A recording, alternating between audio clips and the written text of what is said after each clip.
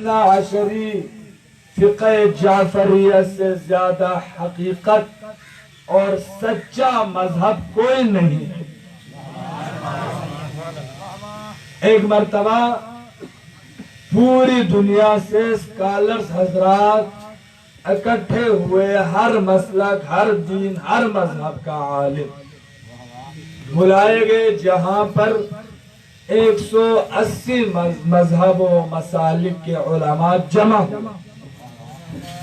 وہاں پر ہر ایک نے اپنی مذہب کی حقانیت کو پیش کرنا تھا، اور ایسے مواقع میں زیادہ وقت بھی نہیں ملتا کہ بندہ تفصیلی بات کر سکے۔ مختصر وقت میں اپنے مذہب کی حقانیت کو، یعنی ایک تعارف کو پیش کرنا ہے، اور دیکھنے والے، سننے والوں نے جج کرنا ہے کہ جس طرح ہر ایک نے اپنے مذہب کی تعریف کی ہے، اس میں کون سا مذہب کس کی تعریف زیادہ اچھی ہوئی ہے۔ اور ظاہر ہے جو جتنا حق کا مذہب ہوگا اس کی تعریف اتنی ہی اچھی ہوگی۔ تو باقی مذہب والوں نے کیا تعریفیں کی وہ ہم نہ بیان کر سکتے ہیں، نہ ہمارے پاس وقت ہے، لیکن اتنی اچھی تعریف فقہ جعفریہ نے اپنے پہچان جیسے کرائی، ایسے پہچان کسی مذہب سے نہ ہو سکی۔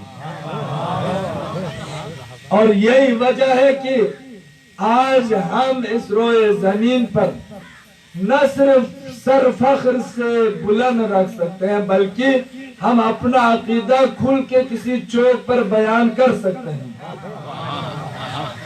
اور ایسے مذاہب کے لوگ جو اپنا عقیدہ کھل کر نہیں بیان کر سکتے، ہم اپنا موقف سب کے سامنے واضح کر سکتے ہیں، چھپ کر بیان کرنے کی ضرورت نہیں ہے۔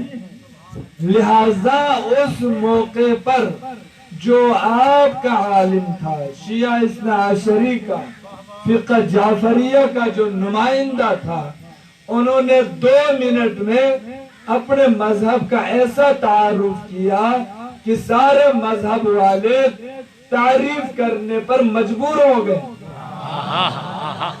اور 2 منٹ میں 2 جملوں میں یوں انہوں نے تعارف کرایا کہ بندگان خدا سارے مذہب والے یہاں تشریف فرما ہے، کوئی ایک مذہب آپ میں سے ایسا ہے جس میں ظاہر ہے ہر مذہب کے عبادت خانے ہوتے ہیں، ہر مذہب کے سجدے کی جگہ ہوتی ہے، عبادت کے لیے جمع ہونے کی جگہ ہوتی ہے، کسی کی مسجد تو کسی کی مندر وغیرہ ہوتے ہیں۔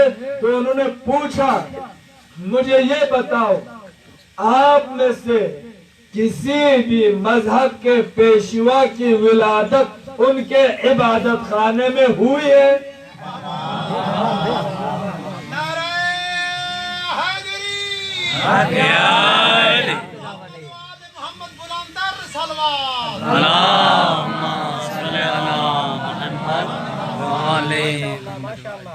تو سب نے انکار میں جواب دیا، نہیں ہمارے کسی پیشوا کے، ہمارے کسی عبادت خانے میں ولادت نہیں ہوئی۔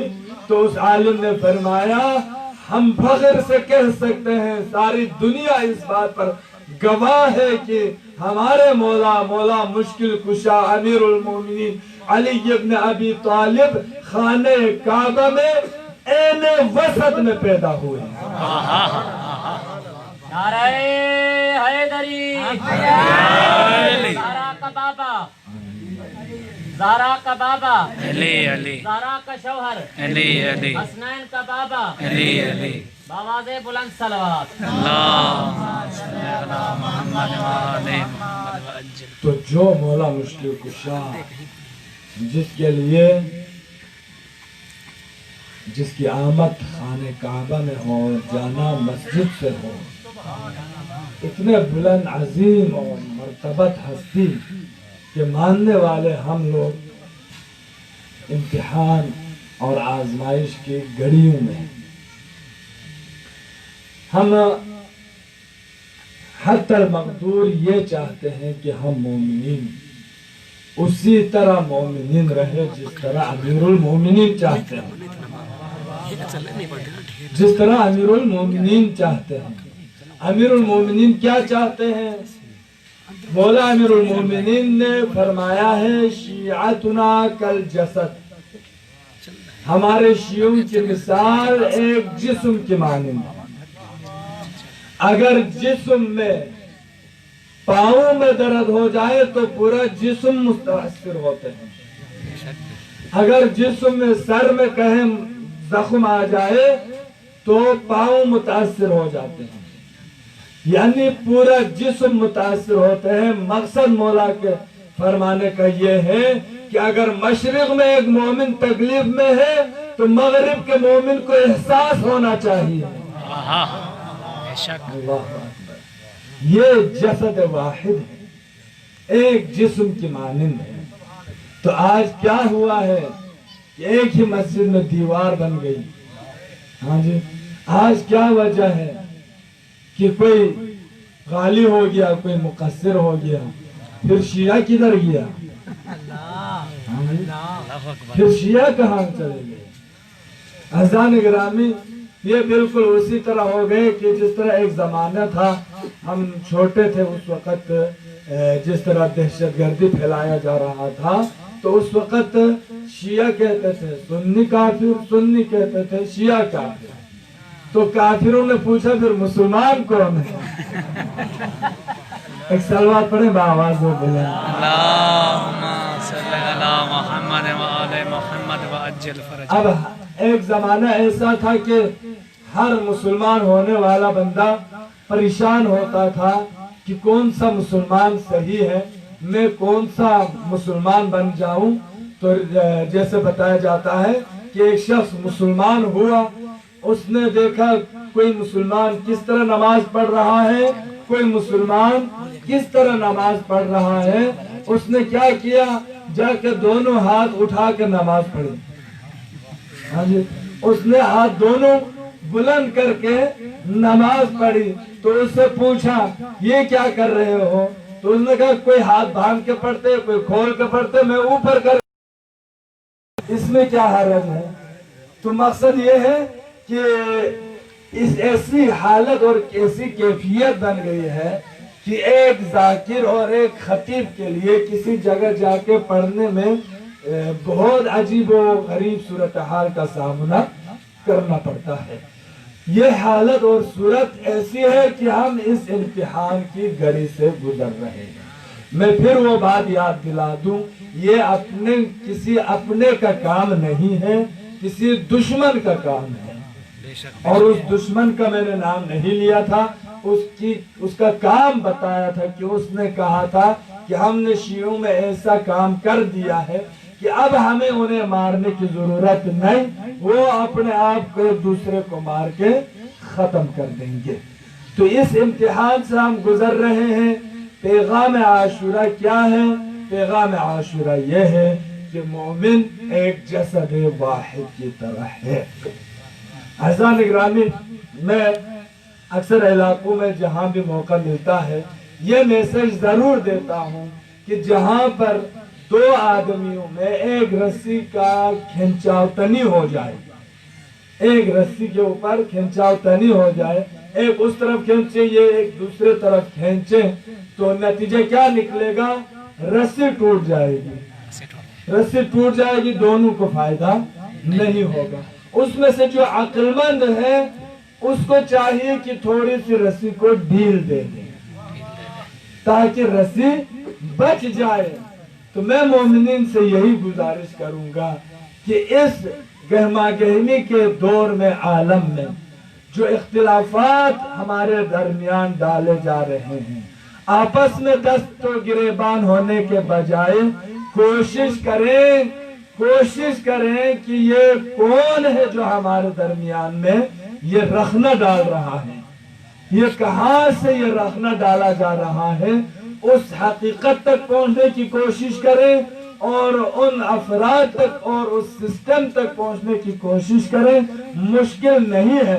ऐसे इलाके में आपको निशानदही करा सकता हूं जहां पर ये फितने आ गए थे। مثلا آپ جائیں گڑھ مہاراجا علی پور کی طرف، ایک مومنین کا بہت بڑا علاقہ ہے، یہ آپ کا علاقہ بھی چھوٹا ہے، اس کے سامنے سینکڑوں میں آبادی ہے مومنین کی، وہاں پر یہ فتنہ آیا تھا، کچھ عرصہ تک تو جذباتی ہو کے مومنین جو در جو اس فتنے کے ساتھ دیے، اس فتنے کے ساتھ دیے، بالآخر وہ فتنہ لانے والوں کا کہ ان کے پاس آل محمد کا کردار نہیں، شیطان کا عمل ہے، شیطان کا کردار ہے، اور اوپر سے آل محمد کے نام پر لوگوں کو گمراہ کیا جا رہا ہے۔ جب یہ حقیقت ان پر کھل گیا، انہوں نے اپنے درمیان سے اس فتنے کا خاتمہ کر دیا۔ یہ ہر جگہ مومنین کر سکتے ہیں۔ تو بہرحال اس کا ایک علاج بہترین میں نے 2 طریقے سے بیان کیا ہوا ہے، اسی کو ہم آگے لے چلتے ہیں۔ ہم نے عرض کیا تھا مذہب حقہ کے پرواز کرنے کے 2 پر ہیں، ایک پر کا نام عزاداری ہے، دوسرے پر کا نام مرجعیت ہے۔ مرجعیت جسے فقہا کہا جاتا ہے، یہ 2 عظیم القدر چیزیں ہمارے درمیان ہیں جن کے ذریعے مذہب حقہ پرواز کرتا ہے۔ اس بنیاد پر ہم نے یہ بھی عرض کیا تھا کہ عزاداری کے سلسلے میں ہو یا مرجعیت کے سلسلے میں ہو، ہم کسی بھی دشمن کو کامیاب ہونے نہیں دیں گے۔ عزیزان گرامی، ایک لمحہ کے لیے بھی آپ اپنے مذہب حقہ سے ان فقہا کو الگ کر کے دیکھیں، آپ کے پاس کیا بچے گا۔ آپ پھر اپنے کمیونٹی کی حقیقت اور ان کے پاور بل دیکھیں، میں کہتا ہوں 0 سے بھی نیچے چلے جائیں گے اگر یہ فقہا نہ ہو، اگر یہ مراجعین نہ ہو۔ عزیزان گرامی، یہ مراجعین وہ ہیں جن کے لیے جیسے کہ امام کا فرمان ہے کہ تم جہاں بھی جس جگہ بھی حق بیانی کرتے ہو، تمہاری زبان ہل رہی ہے، بول ہم رہے ہوتے ہیں، بول ہم رہے ہوتے ہیں، زبان تمہاری ہوتی ہے، تم بولے تمہارے شانے پہ ہمارا ہاتھ ہوتا ہے۔ تو یہی وجہ ہے کہ آج پوری دنیا کی مل کر شیعیت کو دبانے کی تمام تر کوششیں جاری ہیں، لیکن کبھی آیت اللہ سیستانی کے ایک فتوے پر دشمن کے ساری سازشیں ختم ہو جاتی ہیں، کبھی رہبر معظم کے ایک فتوے پر ساری سازشیں ختم ہو جاتی ہیں۔ بے شک بے شک صحیح ہے۔ تو یہ کس لیے ہو رہے ہیں؟ یہ آیت اللہ سیستانی یا آیت اللہ رہبر معظم کا کمال نہیں، بلکہ ان کے اوپر دست شفقت امام زمان ہے۔ یہ امام زمانہ کی کرم نوازی ہے، جیسے کہ امام زمانہ خود فرماتے ہیں کہ ہم آپ لوگوں سے غافل نہیں ہیں، اے ہمارے شیعوں، ہم آپ سے غافل نہیں ہیں۔ اگر ایک لمحہ کے لیے بھی ہم نے آپ سے آنکھیں اور نظریں چرا لی تو آپ کو دشمن نابود کر کے رکھ دے گا۔ یہ امام زمانہ کا فرمان ہے، لیکن امام کا فرمان یہی ہے کہ امام کی نگاہ کرم کے بدولت آپ اور ہم آج سر فخر سے بلند جی رہے ہیں۔ تو انہی مراجعین کی وجہ سے آپ ان مراجعین کی قربت کو نہیں سمجھ سکتے۔ امام سے جیسے یہ قریب ہے، اس قربت کو میں اور آپ نہیں سمجھ سکتے، لیکن اس کو اچھی طرح کسی حد تک اندازے میں لانے کے لیے میں ایک واقعہ بیان کرتا ہوں، علامہ حلی علیہ الرحمہ اور شیخ سید رضی علیہ الرحمہ کا۔ یہ دونوں استاد شاگرد تھے، ٹھیک ہے جی، شیخ مفید اور علامہ سید رضی ہے، یہ دونوں استاد اور شاگرد تھے۔ اب ہوا یہ کہ شیخ مفید درس دے کے ابھی فارغ ہو کے باہر سے ان میں آئے تھے مدرسے کے، اس وقت سید رضی بھی مجتہد بن گئے تھے انہی کے پاس پڑھ کے، ٹھیک ہے جی، وہ بھی مجتہد بن گئے تھے۔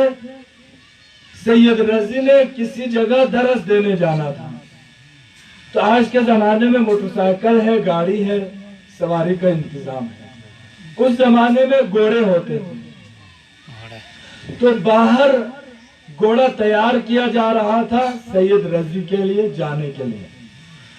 تو جو مدرسے سے باہر زین پڑی ہوئی تھی نا گھوڑے اوپر کسنے والی زین، وہ زین اٹھا کے اس گھوڑے پر رکھنے لگے۔ سید رضی وہاں آمادہ و تیار ہے، زین کسنے کے لیے جیسے ہی ادھر سے اٹھا کے لائے تو شیخ مفید نے دیکھ لیا، فرمایا یہ زین چھوڑو، اس کو نہ کسو اوپر۔ کیوں جی؟ فرماتے ہیں میں نے دیکھا اس کے اوپر کتے نے پیشاب کیا، باہر پڑی ہوئی تھی، کتے نے اس کے اوپر پیشاب کیا ہے، یہ نجس ہے، نہ رکھو۔ تو سید رضی نے کیا فرمایا؟ انہوں نے فرمایا رکھو بھائی، کوئی مسئلہ نہیں، یہ پاک ہے۔ تو شیخ مفید نے فرمایا میں کہہ رہا ہوں نجس ہو گیا ہے، یہ چیز نجس ہے، آپ کہتے ہیں پاک ہے۔ انہوں نے کہا آپ کہہ رہے ہیں نا، تو آپ ایک گواہ ہو گیا، دوسرا گواہ کدھر ہے؟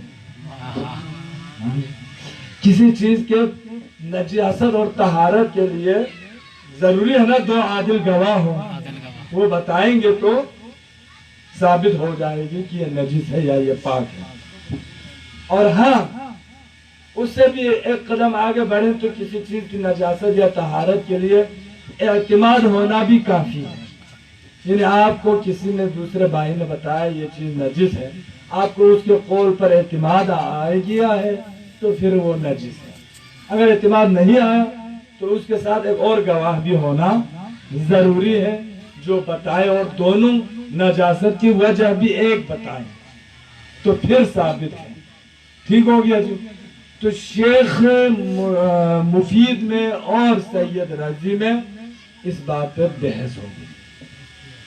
تو شیخ نے کہا یہ استاد بھی ہیں، وہ شاگرد ہیں، ٹھیک ہے جی، اور دونوں مجتہد ہیں، تو بحث کسی نتیجے پر نہیں پہنچی۔ تو فیصلہ یہ ہوا، چونکہ حوضہ اس وقت نجف اشرف میں تھا نا، تو یہ نجف اشرف میں رہتے تھے، فیصلہ یہ ہوا کہ جی رات کو اس کا فیصلہ ہوگا۔ کیسے فیصلہ ہوگا رات کو؟ رات کو فیصلہ ایسے ہوگا کہ ہم دونوں وضو کر کے سوال پیپر کے اوپر، کاغذ کے اوپر سوال لکھ دیتے ہیں اور مولا علی کی قبر پر چھوڑ آتے ہیں۔ آپ کی بات صحیح ہے یا میری بات صحیح ہے، آپ مسئلہ صحیح بیان کر رہے ہیں یا میں صحیح کر رہا ہوں، یہ مولا علی فیصلہ کریں گے۔ رات کو سوال لکھ دیا اور پیپر کے اگلے سائڈ خالی کاغذ، اس سائڈ پر سوال درج کر کے مولا کے ذریع پر چھوڑ کے دونوں آ گئے۔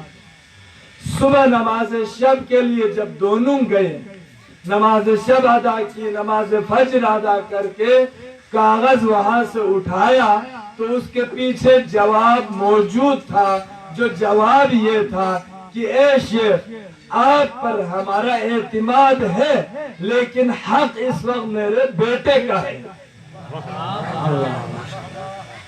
حق اس وقت میرے بیٹے کا ہے، آپ کے اوپر ہمیں اعتماد ہے، لیکن ظاہر ہے اس شرعی مسئلے میں گواہ کی طلبی کا جو سید رضی نے مطالبہ کیا تھا وہ بالکل صحیح مسئلے میں اسی طرح تھا، گواہ دو ہونا چاہیے تھا، اس کے بغیر ثابت نہیں ہے۔ شیخ کے کہنے پر اعتماد بھی ہے، یعنی شیخ مفید علیہ الرحمہ مولا علی کی اعتماد ہستی ہے، سمجھ آگے جی، یہ ایک مرجع ہے، امام کے نزدیک بااعتماد ہوتے ہیں۔ امام کو اپنے علماء پر، اپنے مجتہدین